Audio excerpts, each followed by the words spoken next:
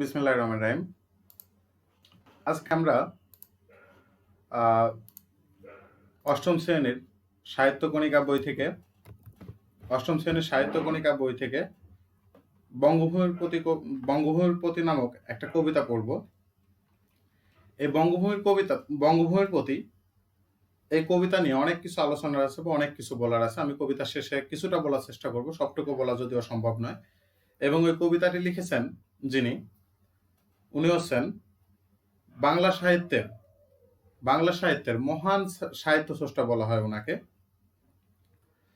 যার অবদান বাংলা সাহিত্যে অনস্বীকার্য, যার অবদানের ফলে বাংলা সাহিত্য কয়েকশো বছর এগিয়ে গিয়েছে। বাংলা সাহিত্যিক যারা আছেন ওনারা বলেন যে মাইকেল মধুসূদন দত্ত বাংলা সাহিত্যকে প্রায় 500 বছর এগিয়ে নিয়ে গেছেন। তো আমরা সেই মহান সাহিত্য স্রষ্টার লেখা বঙ্গভূমির প্রতি মূল কবিতাটা আগে পড়বো। মূল কবিতাটা পড়ার পরে এই কবিতার প্রেক্ষাপট কি এবং ওনার সম্পর্কে সীমিত কিছু আমরা জানার চেষ্টা করব। আমরা মূল কবিতায় চলে যাই। তোমরা স্ক্রিনে দেখতে পাচ্ছ মাইকেল মধুসূদন দত্তের ছবি।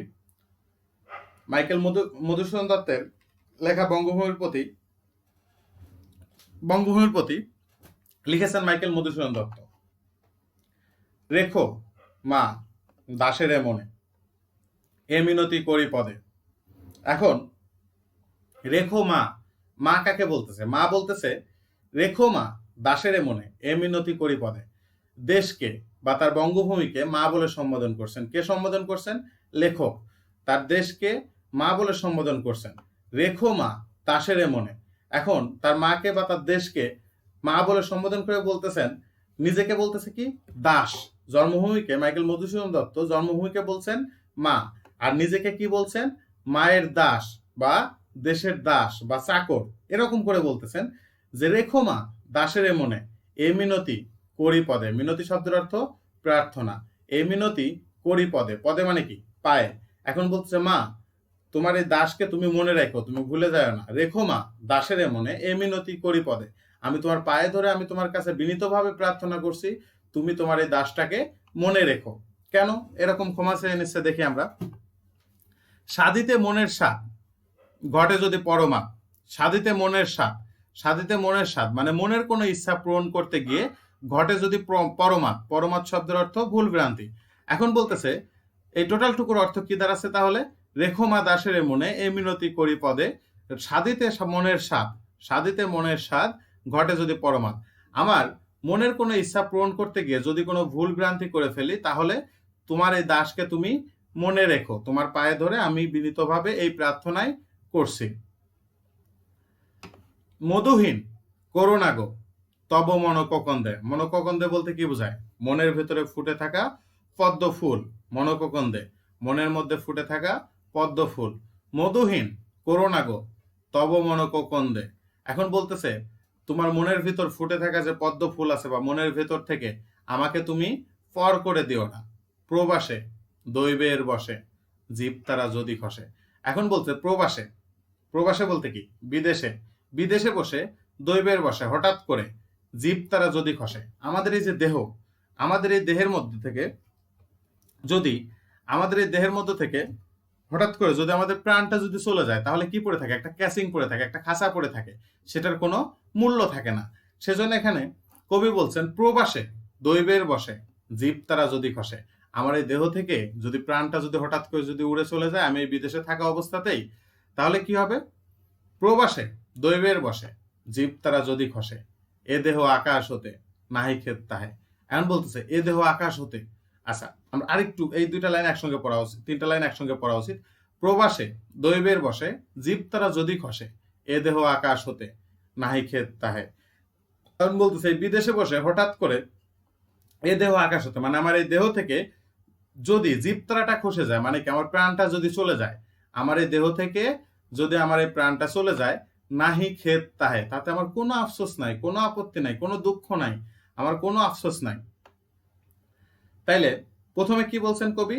যে মা আমার মনের কোনো ইচ্ছা পূরণ করতে গিয়ে আমি যদি কোনো ভুল ভ্রান্তি করে ফেলি, তাহলে তুমি আমাকে কি করে দিও?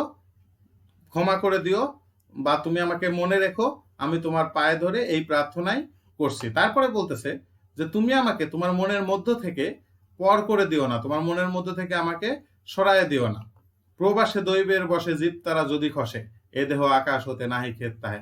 এমন বলতেছে, আমার এই দেহ থেকে যদি জীবতারা বা প্রাণটা বা আত্মাটা যদি চলে যায় হঠাৎ করে এই বিদেশে বসেই, আমার কোনো আফসোস নাই। কেন আফসোস নাই?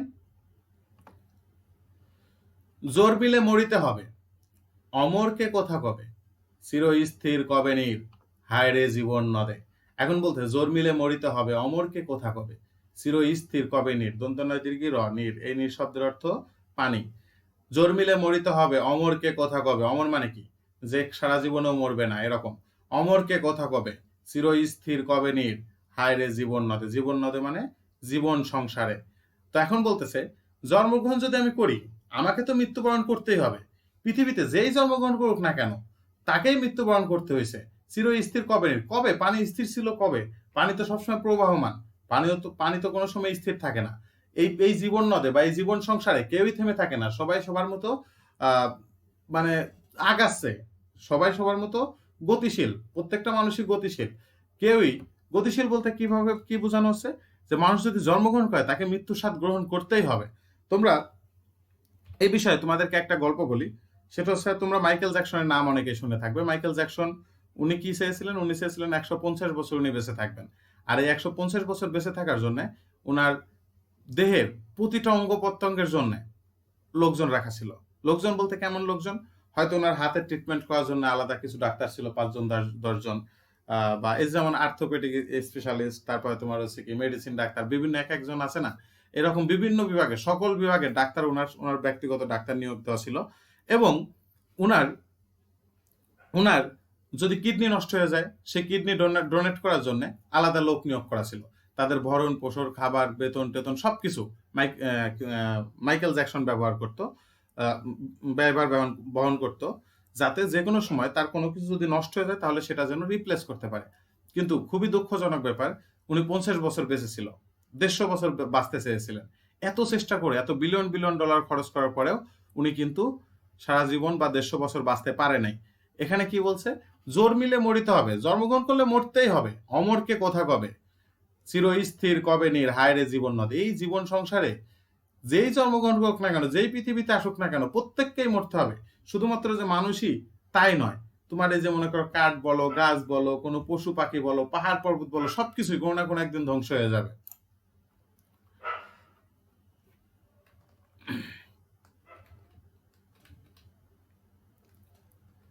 তারপরে দেখো, মক্ষিকাও গলে না গো, পড়িলে অমৃত হ্রদে, সেই ধন্য নরকুলে, লোকে যারে নাহি ভুলে, মনের মন্দিরে সদা সেবে সর্বজন। এখন কি বলছে? মক্ষিকা। মক্ষিকা বলতে কি? মাছি। মাছি তোমরা দেখবে অনেক সময় এই যে রসগোল্লার বড় বড় গামলা থাকে না, রসগোল্লার ওই গামলাগুলোর মধ্যে কি হয়, মাছি যদি পড়ে যায়, মাছি পড়ে গেলে কি মাছি দেখবা উঠার জন্য ছটপট ছটপট করে, কিন্তু মাছি কি মারা যায়? মাছি কিন্তু মারা যায় না। সেজন্য বলছে মক্ষিকাও গলে না গো, মক্ষিকাও গলে না গো, পড়িলে অমৃত হ্রদে। এই অমৃত হ্রদে যদি মাছি যদি পড়ে যায়, তাহলে মাছি কিন্তু মারা যায় না। সেই ধন্য নরকুলে। নরকুলে বলতে কি? নর মানে কি? মানুষ বা মানুষ, আর কুল মানে কি? কিনারা। মানুষের কিনারা কোথায়? পৃথিবীতে। সেই ধন্য নরকুলে। নরকুলে বলতে পৃথিবীর কথা বলা হচ্ছে। সেই ধন্য নরকুলে মানে সফল ব্যক্তি সেই ধন্য নরকুলে, লোকে যারে নাহি ভুলে, মনের মন্দিরে সদা সেবে সর্বজন। সর্বজন সবাই। এখন বলতেছে এই পৃথিবীতে সেই সাকসেসফুল ম্যান যাকে মানুষজন ভুলে যায় না, যাকে মানুষজন মনে রাখে। তবে এখন কথা হচ্ছে, মানুষজন তো বিভিন্নভাবে মানুষকে মনে রাখে। একটা দিক হচ্ছে, তুমি যদি খুব খারাপ কাজ করো তাহলেও মানুষ মনে রাখবে, তুমি যদি খুব ভালো কাজ করো তাহলেও মানুষ মনে রাখবে। কিন্তু দেখো, ভালো কাজ এবং খারাপ কাজ দুইটা কাজ করে মানুষের মনে জায়গা পাওয়া যায়। কিন্তু যদি তুমি ভালো কাজ করে মানুষের মনে জায়গা করে নিতে পারো, তাহলে মানুষ কি করবে? মনে মনে তোমাকে পূজা করবে, মনে মনে তোমার জন্য দোয়া করবে, প্রার্থনা করবে সবসময়। কিন্তু তুমি যদি খারাপ কাজ করো, মানুষ তোমাকে ঠিকই মনে রাখবে, কিন্তু সারা জীবন যতদিন তোমার কথা তাদের মনে পড়বে, ততদিন তোমাকে বকা বকা বকা দেবে বা তোমাকে গালি দেবে, এইভাবে কিন্তু তোমাকে স্মরণ করবে। আমরা অবশ্যই কেউই চাই না যে মানুষের মনে আমাদের জায়গা হোক। কিসের জন্য? বকা শোনার জন্য বা গালি শোনার জন্য। এটা আমরা অবশ্যই চাই না। মক্ষিকাও গলে না গো, পড়িলে অমৃত হ্রদে, সেই ধন্য নরকুলে, লোকে যারে নাহি ভুলে, মনের মন্দিরে সদা সেবে সর্বেজন। এখন বলতেছে মনের মন্দিরে, মনের মাঝখানে, মনের ভেতর থেকে, অন্তঃস্থল থেকে সবসময় সেবা করে, পূজা করে কাকে? যে দেশের জন্য, পৃথিবীর জন্য, মানুষের জন্য কল্যাণকর কোনো কিছু করে যায়, ভালো কোনো কিছু করে যায়, তাকে মানুষজন মনে রাখে, আর সেই হচ্ছে সাকসেসফুল ম্যান। কিন্তু কোন গুণ আছে?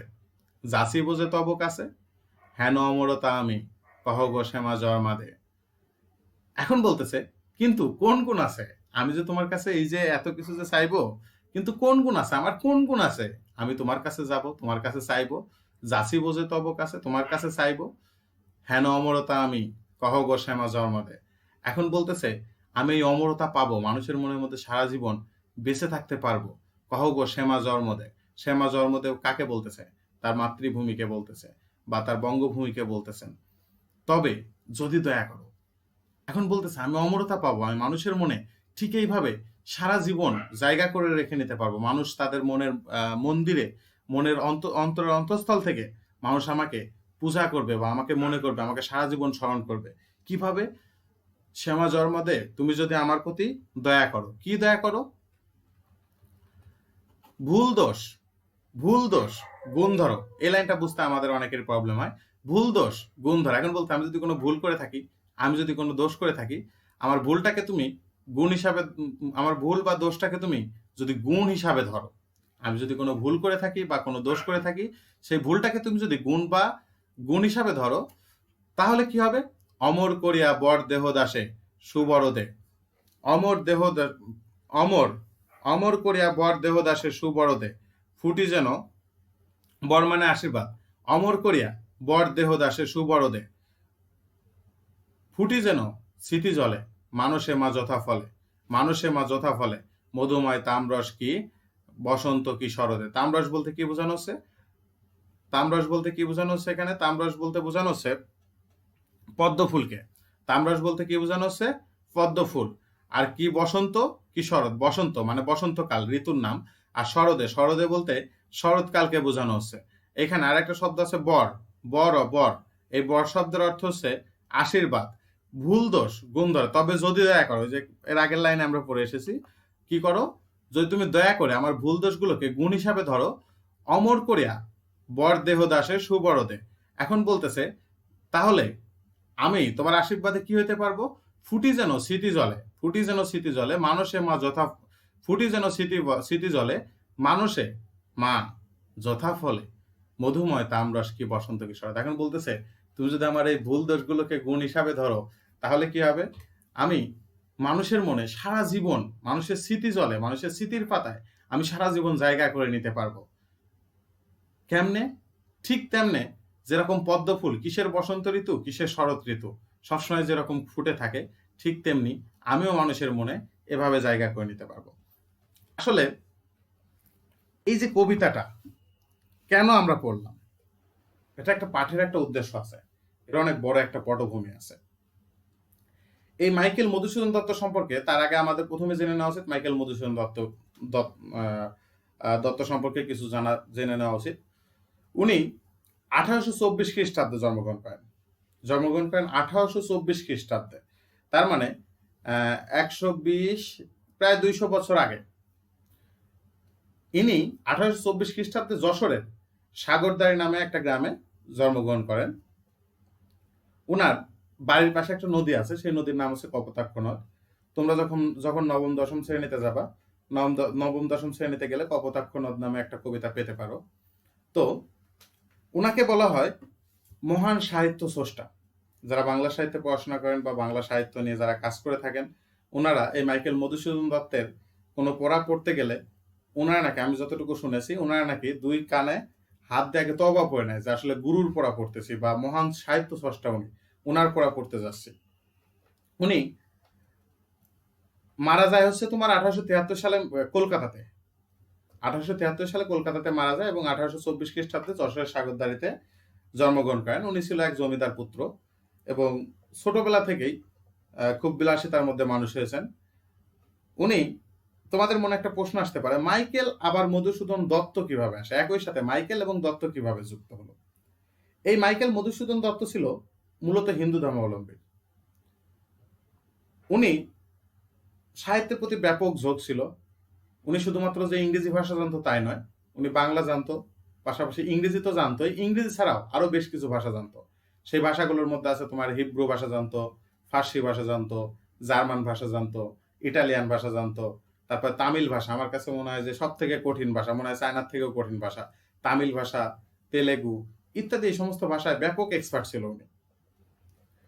এই মাইকেল মধুসূদন দত্ত উনি মনে করলো যে আসলে বাংলা ভাষায় সাহিত্য রচনা করে টরে এসব কোনো লাভ হবে না, এগুলা করে কোনো কাজ নেই, আমি কি করি ইংরেজি সাহিত্য রচনা করি। কারণ উনি যেই সময় এই সাহিত্য রচনায় আসে বা সাহিত্যে অবদান রাখতে আসেন বা লেখা শুরু করেন, সেই সময়টা আমাদের এই দেশ ছিল ইংরেজদের দখলে, এবং তখন বাংলা সাহিত্য পড়তো নিচু শ্রেণীর পাঠকরা, ধরা হতো, আইডিয়া করা হয় বা বলা হয়। আর যারা মধ্যবিত্ত লেভেলের বা উঁচু লেভেলের, মধ্যবিত্ত লেভেল এবং নিচু লেভেলের, এরা নাকি হচ্ছে বাংলা সাহিত্য পড়তো, এবং যারা উঁচু লেভেলের তারা ইংরেজি সাহিত্য চর্চা করতো। তো তখন তিনি দেখলো যে না, আমার ওই যে উঁচু লেভেলের ওই সমস্ত পাঠকদের কাছে আমাকে পৌঁছাইতে হবে, তাহলে কি করা যাবে, তাহলে ইংরেজি সাহিত্য রচনা করতে হবে। এই জন্য তিনি কি করলো, বিলেত গমন করলো, ওখানে গিয়ে বিয়ে করলো কাকে, একটা খ্রিস্টান মেয়েকে। বিয়ে করার পরে সে খ্রিস্টান ধর্ম গ্রহণ করলো, এবং তাদের সঙ্গে মিলিয়ে মিশে থাকার জন্য, ওই কালচারটা তার নিজের করে নেওয়ার জন্য, তারপরে খ্রিস্টান ধর্ম গ্রহণ করার পরে তারপরে তার নামের পূর্বে যোগ হলো মাইকেল শব্দটা। আর ওই যে মনে করো সে হিন্দু ছিল, সেজন্য তার নামের পরে আছে দত্ত, মধুসূদন দত্ত। আর পরবর্তীতে খ্রিস্টান ধর্ম গ্রহণ করায় তার নামের পূর্বে যোগ হলো মাইকেল শব্দটা। এই মাইকেল মধুসূদন দত্ত উনি ছিল, আচ্ছা, উনার লেখা কিছু বই আছে, বইগুলো সম্পর্কে আমরা একটু ধারণা নিয়ে নিই। সেটা হচ্ছে উনার তিনি বাংলা ভাষায় প্রথম মহাকাব্য রচনা করেন হচ্ছে মাইকেল মধুসূদন দত্ত। তোমরা কি এটা জানতে? বাংলা ভাষায় প্রথম মহাকাব্য রচনা করেন মাইকেল মধুসূদন দত্ত, যেটার নাম হচ্ছে মেঘনাদ বধ। মেঘনাদ বধ কাব্য অনেক বিখ্যাত একটা কাব্য। তারপরে উনার রচিত প্রহসন আছে, সে প্রহসনগুলোর মধ্যে আছে কি কি আছে তোমার, একেই একেই কি একেই একেই কি বলে সভ্যতা, তারপরে কি বুড়ো শালিকের ঘাড়েরও, তারপর ওনার লেখা নাটক আছে, নাটকের নাম শর্মিষ্ঠা, পদ্মাবতী, কৃষ্ণকুমারী। ওনার লেখা পত্রকাব্য আছে একটা অনেক বিখ্যাত, বীরাঙ্গনা। তারপরে চতুর্দশপতি কবিতা নামে যে কবিতাগুলোর আমরা নাম শুনি, সেই কবিতা চতুর্দশপতি কবিতা নামে যে বাংলা সনেটের নাম শুনি, সেটারও রচয়িতাও এই মাইকেল মধুসূদন দত্ত। এখন এই যে মাইকেল মধুসূদন দত্ত উনি কি করলো, বিলেতে গেল, বিলেতে গিয়ে ওখান থেকে ইংরেজি সাহিত্য চর্চা শুরু করলেন, ইংরেজি সাহিত্য চর্চা শুরু করলেন, এবং ইংরেজি সাহিত্যে তিনি কবিতা, গল্প এগুলো লিখতে শুরু করলেন। লিখতে শুরু করার পরে পরবর্তীতে আর ইংরেজরা তার সাহিত্যকে স্বাভাবিকভাবে নিল না বা সেভাবে মূল্যায়ন করলো না, সবাই সেটাকে অবহেলা করতে শুরু করলো। তখন তিনি বুঝতে পারলেন যে কি, আমি যখন বাংলায় ছিলাম, আমার বঙ্গভূমিতে ছিলাম, আমি যখন আমার দেশে ছিলাম, তখন আমি যদি কোনো একটা লেখা আমার পত্রিকায় প্রকাশিত হতো, হয়তো 1 মাস পরে, 2 মাস পরে, সবাই আগে থেকেই জানতো যে না, এই 2 মাস পরে মাইকেল মধুসূদন দত্তের একটা লেখা প্রকাশিত হবে। সেই লেখাটা পড়ার জন্য মানুষ উদ্গ্রীব হয়ে থাকতো। আর এখানে আমার সাহিত্য কেউ পড়তেই চাচ্ছে না, কোনো মূল্যায়নই করতেছে না। তখন তিনি বুঝতে পারেন যে আসলে নিজের দেশ আর অন্যের দেশ এই দুটো সম্পূর্ণ আলাদা। নিজের দেশের প্রতি তখন ওনার ভিতরে একটা শ্রদ্ধা আর বিনয় ভাব জেগে উঠল, এবং বিদেশের যে ঐশ্বর্য ও জৌলুস এই সমস্ত নিয়ে আগ্রহ ওনার মধ্যে দেখা দিল না, যে না আসলে বিদেশে যতই টাকা পয়সা থাক, রিল্যাক্সেবল লাইফ থাক, ভালো গাড়ি থাক, ভালো বাড়ি থাক, ভালো খাবার থাক, যাই থাক না কেন, নিজের দেশের মতো অন্য দেশের কোনো কিছুই হয় না। তো উনি মহাকাব্য লিখছে, গীতিকাব্য লিখছে, সনেট লিখছে, পত্রকাব্য লিখছে, নাটক লিখছে, প্রহসন লিখছে, ইত্যাদি অনেক কিছু করে বাংলা সাহিত্যে উনি একদম চিরস্মরণীয় হয়ে আছে। আর উনার এই যে কবি হওয়ার যে তীব্র বাসনা, তীব্র একটা ইচ্ছা, এটা একদম শৈশবকাল থেকে, একদম ছোটবেলা থেকে। আর তিনি সবসময় মনে করতো যে আসলে বিলেত না গেলে কবি হওয়া যাবে না, বিলেত গেলে সুবিধা হবে, বিলেত গেলে তাড়াতাড়ি আমি কবি টবি হয়ে যাইতে পারবো, এরকম একটা ভাব ছিল। এই যে আমরা পাঠটা পড়লাম, এই পাঠের আসলে বিষয়বস্তু কি ছিল? মাইকেল মধুসূদন দত্ত তিনি নিজেকে তার বঙ্গভূমির বা তার মাতৃভূমির সন্তান হিসেবে নিজেকে পরিচয় দিয়েছেন, এবং তার বঙ্গভূমিকে মা বলে সম্বোধন করেছেন, এবং নিজেকে তার বঙ্গভূমির একজন দাস বা চাকর হিসাবে আমাদের সামনে পরিচয় দিয়েছেন। মাইকেল মধুসূদন দত্ত তার এই কবিতার মধ্যে তিনি বুঝিয়েছেন যে আসলে দেশপ্রেম কি, বা দেশের প্রতি প্রত্যেকের শ্রদ্ধা ও বিনয় ভাব থাকা উচিত। আমাদের কখনোই অন্য কোনো দেশে চলে যাব বা অন্য কোনো দেশে গিয়ে নিজের দেশকে ভুলে যাওয়া, এই কাজগুলো করা কখনোই উচিত না। উনি ওখানে বসেই, এই যে আমরা যে কবিতাটা পড়লাম বঙ্গভূমির প্রতি, এই বঙ্গভূমির প্রতি কবিতাটি উনি বিলেতে বসেই লিখেছিলেন। এই কবিতা ছাড়াও আরো কপোতাক্ষ নদ, তাছাড়াও বেশ কিছু বাংলা সাহিত্য উনি বিলেতে বসেই রচনা করেন। পরবর্তীতে যদি উনি দেশে ফিরে আসেন। আজকে আমরা বঙ্গভূমির প্রতি কবিতা এ পর্যন্তই শেষ করলাম। আগামী ক্লাস হয়তো কোনো একটা কবিতা বা কোনো একটা গদ্য বা অন্য কোনো একটা ভিডিও নিয়ে আমরা হাজির হব। আজকের মতো এ পর্যন্তই। আল্লাহ হাফিজ।